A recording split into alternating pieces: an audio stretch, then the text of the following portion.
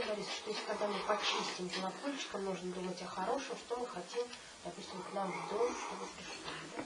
Ну, как правило, да, вы правы, так и делается. То есть, например, вы садитесь в медитацию, прочищаете все помещение, в котором сидите, лучше пройти по всей квартире, зайти во все каморки, тра-та-та-та-та, вот. И после этого вы садитесь и думаете о том, что вы хотите выстроить. Отношения между вами и любым эгрегором. Понимаете, да? Вот. Поэтому вот эта структура, вот этот канал сразу опускается на вас, опускается в ваше помещение, и вы начинаете ощущать вот тот эгрегор, с которым вы хотели бы познакомиться там, или поработать и так далее. И так далее. Да, ну вот я говорю, что, понимаете, если сильный канал у вас с эгрегором, да, предположим, то структура изменившись и нарушив вот эти вот связи, она все равно вернется. Она все равно вернется, да. Ну, может, в другом качестве, там более очищенная, может, чего-то, как-то вот.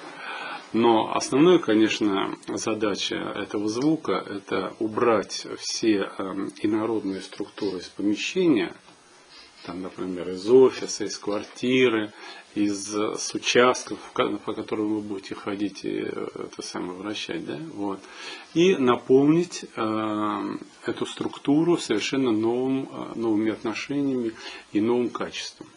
Вот задача колокола и чаши. Вот. А что тогда происходит, когда церковный колокол? То же самое. Структура на многие километры. То есть вот все люди, которые это слышат, они как бы обнуляются? Ну, примерно да, примерно да. То есть вот, например, колокольный звон во многих храмах слышен там за несколько даже десятков километров.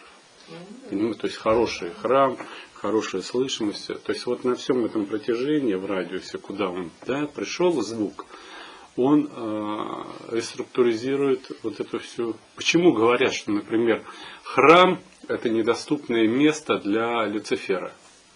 Почему говорят? А потому что он не может подойти туда, потому что там совершенно иная структура.